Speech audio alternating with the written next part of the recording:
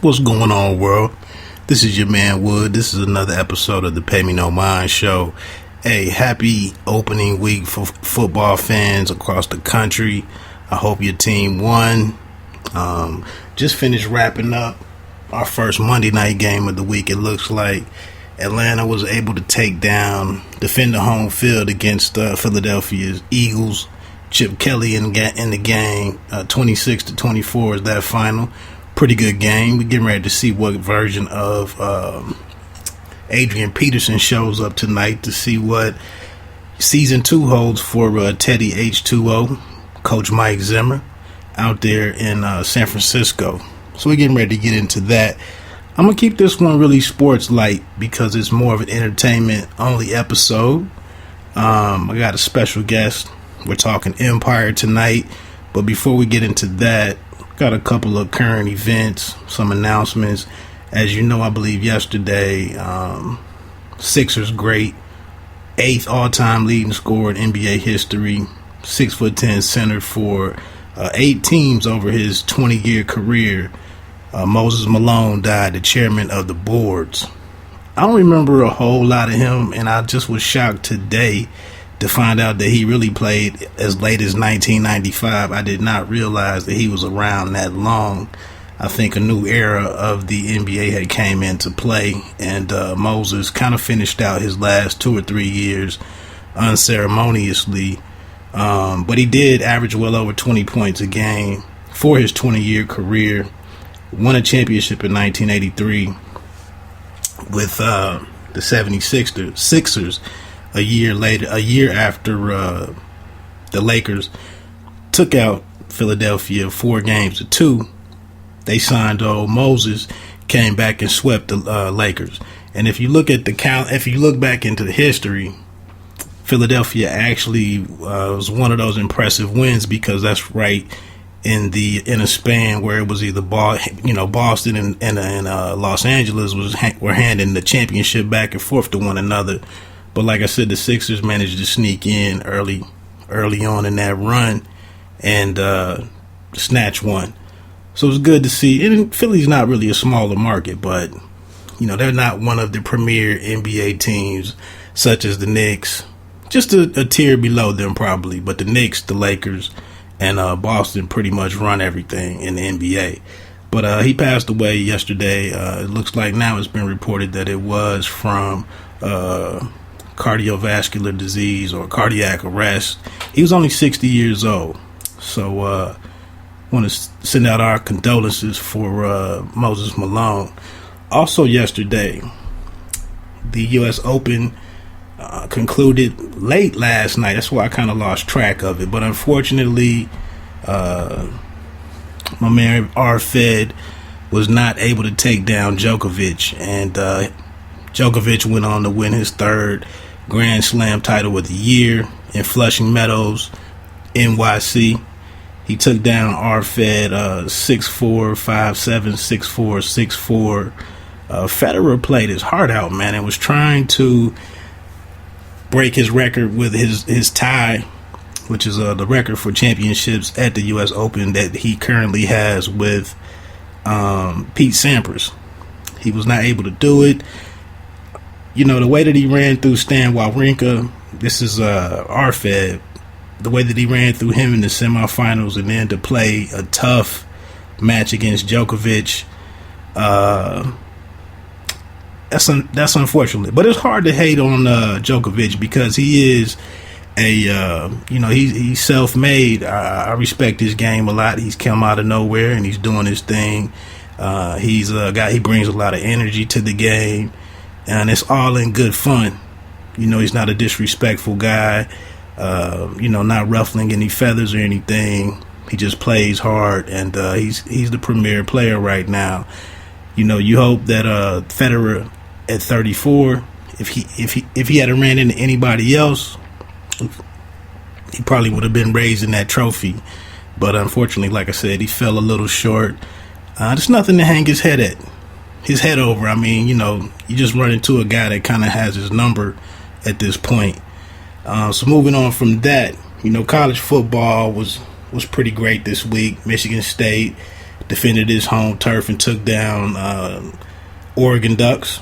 That was a signature win to help out the Big Ten and help out their ranking, and probably to ultimately set up a big time showdown between the Spartans and the Buckeyes later on this season.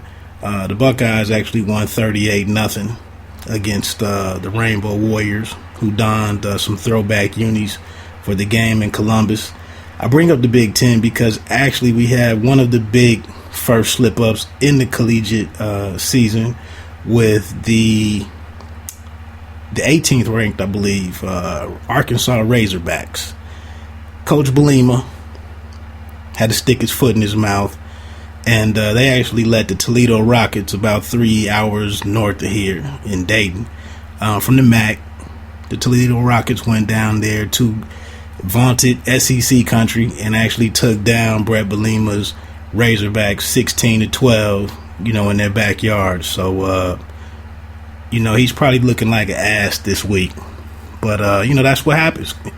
Brett, if you didn't know, Coach Bielema had actually tweeted out some disparaging comments about the strength of schedule of the Ohio State Buckeyes, noting that his team faces 8 ranked teams this season, while mentioning that in all likelihood that Ohio State wouldn't be facing anybody with a top 25 record until they met up with the Spartans later on this season. I think that's like in the last 3 weeks of the season, I believe. I think they the Buckeyes closed with Michigan State, and Michigan. So Penn State messed things up, with their loss in that first week, because it was possible with a couple of wins they might have snuck into the top 25 by the time that they met the Buckeyes. But after Temple dealt with Penn State, that's probably not going to happen. What else do we have here?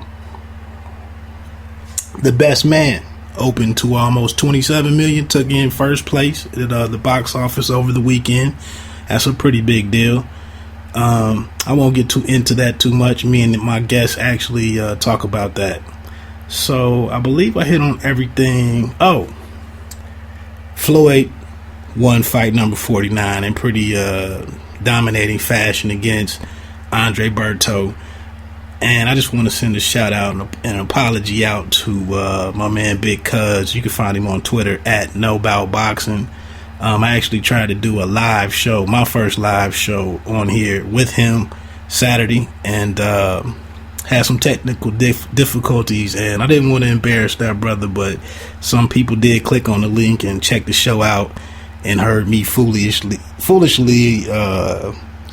carrying on this conversation with myself. So he was a good sport about it, and it tends to come back on. But we had a great show, and actually we developed some chemistry, so I think it'll set up for a better discussion down the road. So I'm not too it wasn't a total loss. But we did break down the fight, several other upcoming fights with Cotto, Alvarez, and then Lemieux and Golovkin. So we'll get it back together and get that in. It was a very interesting conversation with a very knowledgeable brother in boxing. Lastly, I'm putting this show up tonight because Wednesday I'm expecting to have on the WXC's, I think it's Warrior Extreme Cage Fighting, based out of Michigan. I'm supposed to have on their featherweight champion. His name is Dominique Marcel Carter. We've been in touch a couple of times over the weekend. Checked him out on Facebook and everything. He was pretty eager to come on, and so I was trying to learn something about amateur MMA and kind of tell a different story and have an actual athlete on and get in a good discussion about some things.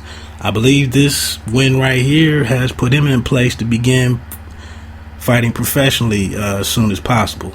So check that out Wednesday. I'm going to try to do another live show, but I'm actually, I'm obviously going to have to change up some of my gear and my approach, but hopefully we can make that happen.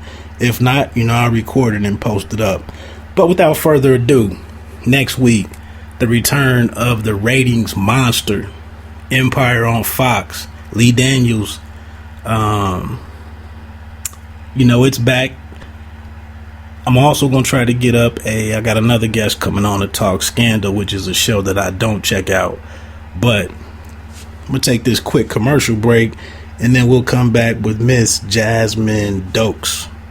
We are One Take Podcast Nation, bringing you quality on-demand audio in sports, entertainment, lifestyle, and more. You have podcasts from B. Meeks, Jim Shoe Johnny, show host Wood, and host of others from around the country. No matter what your sport is, we have it covered. So check us out on OneTakePodcast.com. Or if you want to go straight to our podcast channel, visit www.otpn.us. That's otpn.us. Sponsors and podcasters are always welcome.